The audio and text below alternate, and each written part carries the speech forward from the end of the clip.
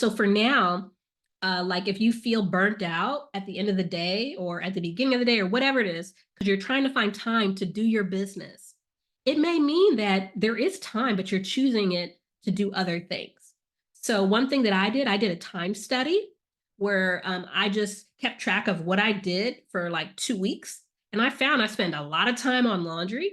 I spent a lot of time cleaning the house, a lot of time making food. Remember, I was talking to you earlier about everybody's hungry, everyone needs food.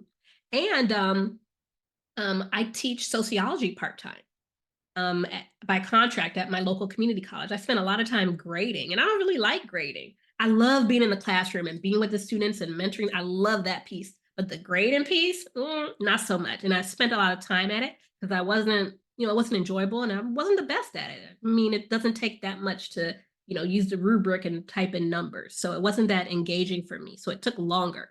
Okay, and I'll circle back to that a little later. But my point is that don't burn yourself out, delegate, ask for help. A lot of the wealthy people, they can hire, extended family.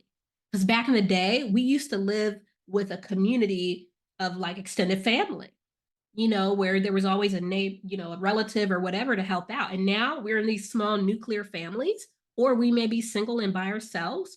We don't have that extra help that used to be there in our culture.